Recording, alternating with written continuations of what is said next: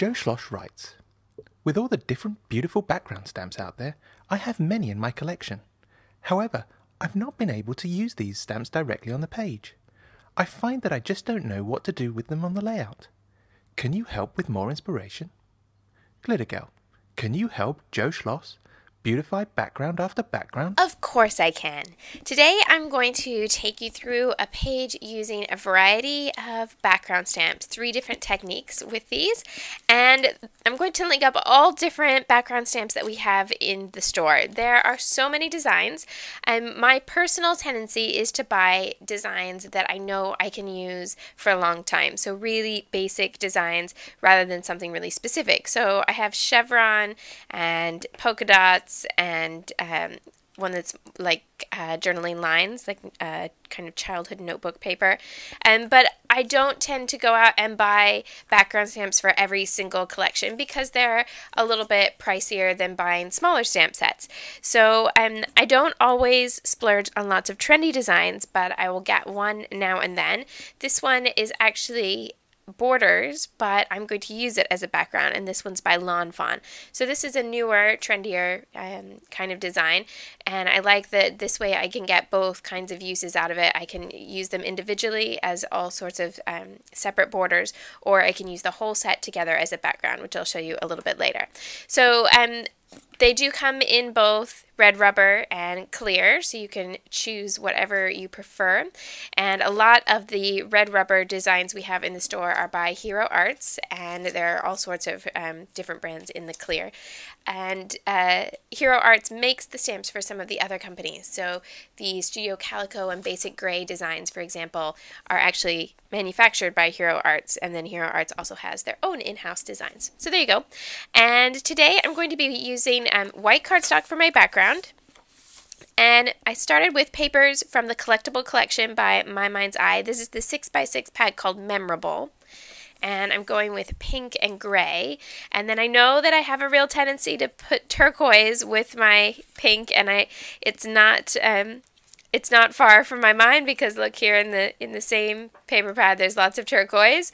This paper pad also has the cut apart sheet shrunk down to that smaller size as well. And it's all double-sided, so you get all the designs there.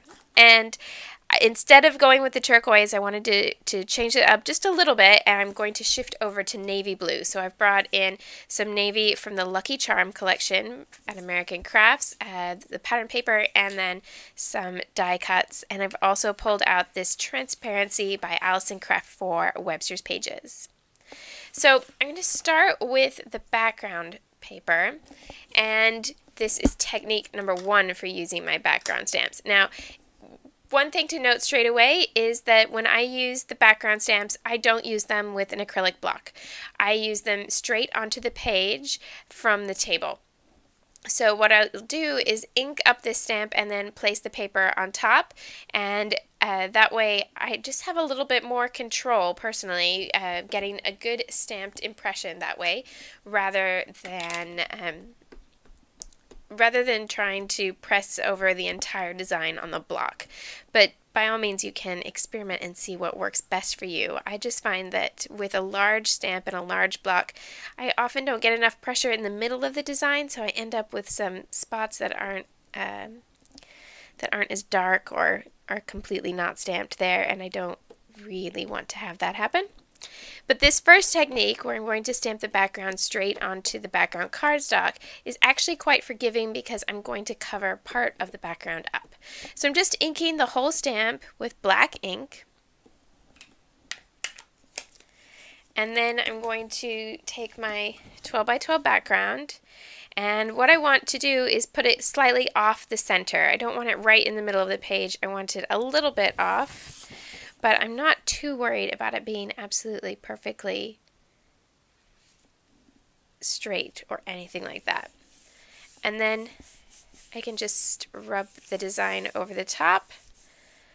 You don't need a lot of pressure because you're putting the paper directly onto the stamp, and it was inked with plenty of ink, so as long as I go over all the different parts of the design, I should get a nice clear impression. I tend to do a little overkill. It's probably already fine.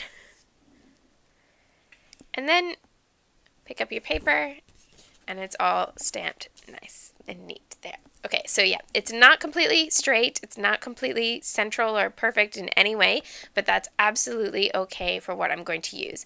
I think in this case I'm going to put it at this corner, so I'll turn it around, and then I've used black ink on white paper so that I can start to add a little bit of color. I'm bringing in the pink in those pattern papers from My Mind's Eye, so I'm going to bring in some pink with some mist. This one is a Color Shine from Heidi Swapp, and I'm going to spray quite close to the paper to get a few large areas like this. And then I'm going to spray from higher up, so that I have this outer ring of a finer mist, and then I'll come in with some droplets to round that out. So use my eyedropper and come around the big splat with a few of those, and then finish with some smaller drops using the wand from the spray tube. And then while that dries, I can go ahead and start on my second background stamp technique, and then I'm going to build everything up over the top of this. For my second technique, I'm going to be using a pattern paper that I'm going to put on my layout, and I'm going to stamp the background onto that pattern paper. So I'm starting with this 6x6, and because I'm going to add another pattern on top, I want a pattern that's quite subtle. So this is a tone-on-tone pale pink diagonal stripe with a little bit of distressing. And then instead of using that harshness of a black ink, I'm going to stamp with a mist. So I'm using my silver Mr. Huey, and I'm just going to spray it directly onto the stamp. And then I'll place my paper over the top. If you're using a piece of paper that's smaller than your stamp, and doing this would lead you to get ink all over your fingers, just cover it with a sheet of typing paper. Super easy. And because typing paper is thin, then you won't have to press hard to get it to stamp through to your paper. Now, I didn't stamp the entire design, I just did a little bit randomly because I want that sort of fade that I get that way around the edge, where this is where I directly stamped, and so it's faded out to the corners. And when I use this on my layout, I will trim it into a box so that this faded bit is right at the edge and I don't have that kind of harsh line made by the edge of the stamp. And because I've used the mist, it has a different quality, and especially with a mist that has shine, you'll get these little loops of the shine around the edge of the design that you've stamped. So each little circle has this kind of ring of glimmer around the edge. So it's a really nice little detail, and it almost brings up a little bit of dimension where the glitter, well, it's not really glitter, the shine bit, it's not pieces of glitter, but the shimmer is just ever so slightly raised up off the page. So it gives a nice, a different look than the ink pad. My third technique is with a stamp that is a background made up of different stamps. So in this case, it's still 3 large stamps that could be used as backgrounds in their own right. But you could do this with a whole set of just different small stamps, because you're just going to use the whole block as one design. So as long as they were all facing the same way and all legible or readable shapes, then it can work as one big background. You just want to remove the plastic so that you have the side that's the stamp, not the flat side that would normally stick to your block. And I'm going to stamp this onto pink polka dot pattern paper, and I wanted to bring navy into my design, so I'm going to go with some navy blue ink. This way I have a paper that is going to balance this navy blue with pink triangles, because I'm going to do navy blue triangles on the pink paper. So hopefully by using these different techniques instead of just using the same technique and repeating it several times on the same page, it will look more like these stamped designs are meant to go with these particular pattern papers, and not just shout that I wanted to use my background stamps on this layout. That's my goal here.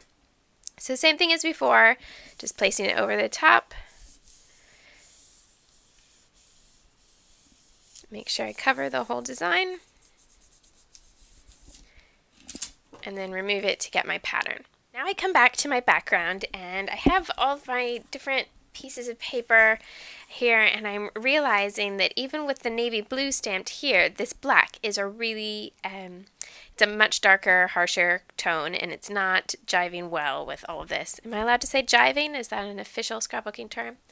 And so I'm just going to stamp it again to make it work. So then I'm going to start layering a few more things on. I have my transparency, and because I'm going to cover up part of it, I can go ahead and just use normal adhesive on this.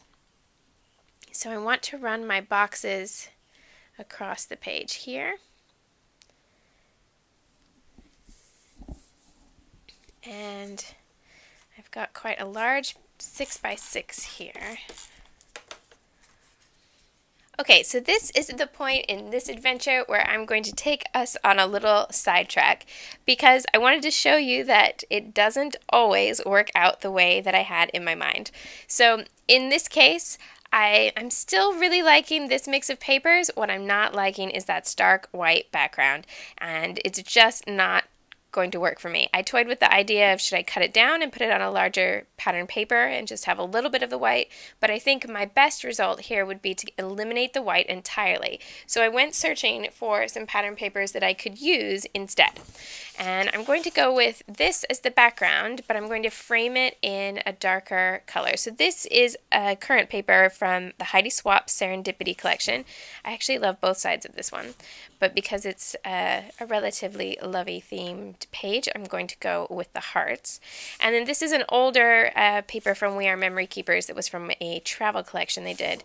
And I just wanted something that had some navy blue around the edge that I still had in a full 12x12 so that I could make a frame. Now, you may have read a recent thread on the message boards that's asking, what about this use of a pattern paper here where you're just seeing that 1/4 inch border around the edge?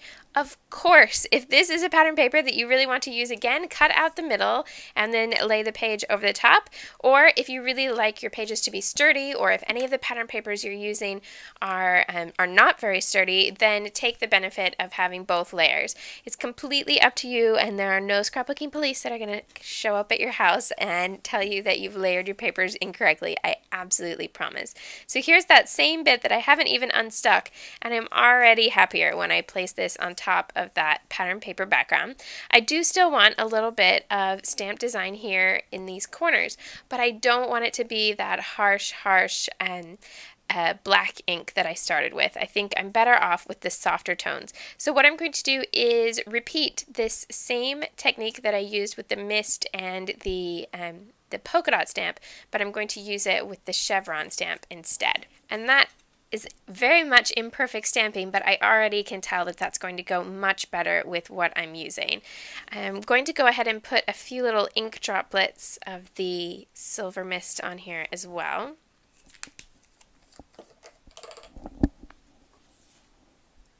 So that I just have a little bit around the edges, and I'll bring back that pink that I had as well, just a little bit, because that will go well with the pink from the hearts in the background. And I think I want more dots up here in this corner. Right? And now I'll get everything clean before I put anything on this table, because now I have mist everywhere. And I can place my papers over the top, and there's just going to be this little bit. I think I'll move things around just a little bit so that I can see a little bit more of the stamping, but not a lot. I really do want to just have a tiny bit of the chevron showing. As the heart print in the background has this really subtle ledger design, what I decided would work better is if I straightened everything up so that instead of having these papers at angles, everything's a little bit more in line with the ledger now, so that it's a little bit more orderly. And I'm going to be using this little strip from a photo booth, and I'm already so much happier with this that I'm going to go ahead and add the photo and start working around there. So now I have my different stamping involved. I have all my papers, I've got that transparent layer, and I can start putting in my title and my writing and a little bit of embellishment. For my title, I wanted to bring a little bit of blue in, but also keep to that pink and gray tone. So I've used some October Afternoon Mini Market stickers and then 2 different Thickers alphabets, and then added my journaling in this space that remains, and that gives me plenty of room to embellish around here. When I got to this point, I'm realizing here that I'm now lacking a horizontal element that would really help to anchor some embellishment down here and also just make the page not feel as though this whole cluster is floating toward the top for no real reason. So I've got some gray tape. This is a gray chevron from Bella Boulevard. And I can have that pointing in toward the photos.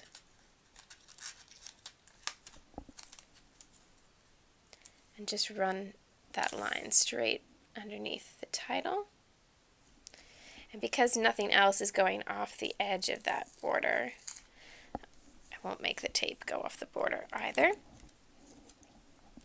And now I can bring in other bits and pieces, die cuts and stickers. I have navy up here and just a tiny bit here. I'd really like to use that as my first port of call. I have this quite large die cut that's in navy, and then I have some smaller elements. I have this one, and then I also have a navy pennant sticker. So I'm thinking that this one near the photo and then this one work down toward the bottom of the page. And I'm not sure if I'll use the loved die cut or this pennant sticker or both.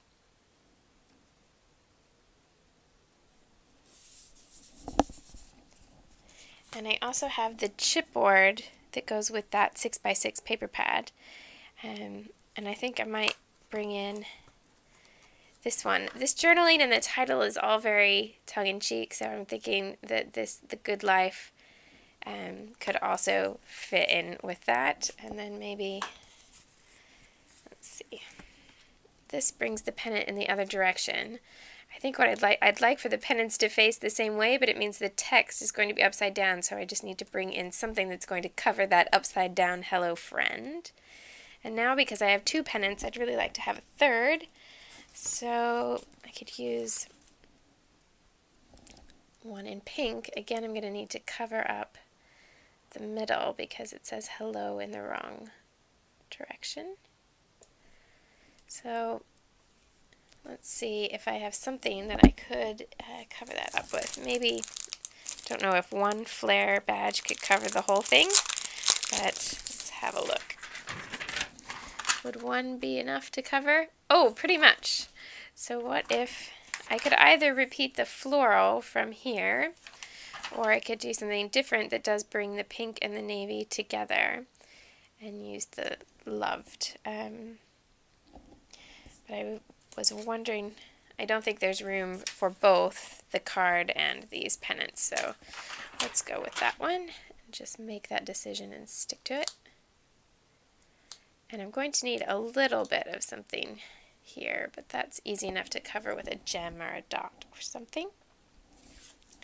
And I also have some little snippets labels from Ellie's Studio, and there was both pink and gray in this, so that's why I pulled out this particular card. And I'm trying to steer clear of anything that's stark white at this point because I know that that gave me trouble when it was the background. So this one will work well because it's cream in the center and not white. So maybe that can come over here with this grouping. So I can already see that now I have a triangle of the navy blue, and that's helping to anchor things as well as having something a little bit more horizontal to balance out all these vertical blocks across the page. To add my date to this little die cut strip, I'm going to use the Amy Tangerine calendar stamp, which has everything in this little case. It has all the different months of the year and then a calendar set up so that you have the days of the week at the top and then just a calendar that runs 1 to 31. And basically all of the numbers are one big block, well, a set of blocks, except you can take off 29, 30, and 31. They're all individual numbers, and that way you can have the right number of days for whatever month you want to use. And then they fit into this little handle where they have these little grooves, and it just snaps together. So you can just press whatever design you want to use into the handle. And you can use the whole month, of course, but obviously I want something really small to fit in this in the little die cut, so I'm just going to use February with a heart and then stamp just that part. And then I'll handwrite the rest of my date. So really, really simple way to add that. And if you like date stamps, of course, if you really like date stamps, you've probably already added this one to your basket. But the nice thing here is because you're not dealing with years at all, and you can use this for any month of the year, and then you just circle whichever date applies. What I've been using it for recently is when you have events that are more than one day, it's hard to use a normal rolling date stamp because you only get to pick one day. But with the calendar aspect, then you can just circle as many days as you want. So if something that you're scrapbooking didn't all happen in one 24-hour period, you are absolutely fine. So I'll handwrite the rest of the date and finish up this little embellishment. Sometimes once I start changing things as I'm going, I just don't stop changing them. So in this case, I've moved the badge to another spot because I realized that I would like another piece of the flare from that same pack, and I didn't want to put the two patterns next to each other. I'd rather have them separate. So I just moved the pink one up to here so that I could replace it with the navy down here. And then added some pink enamel dots and a little bit of embellishment with small punched pink hearts. Now my final little bit to finish this page is just going to be with some plain sewing thread. I want to emphasize this horizontal line here, and I want to give it a little bit of texture, but I don't want to add a lot more weight to the page because I think everything is pretty much intact. So I'm just going to create my horizontal line of thread like this, and then I'm going to use my tiny attacher stapler to secure it in place on either side, and then I'll cut the ends so that they're loose.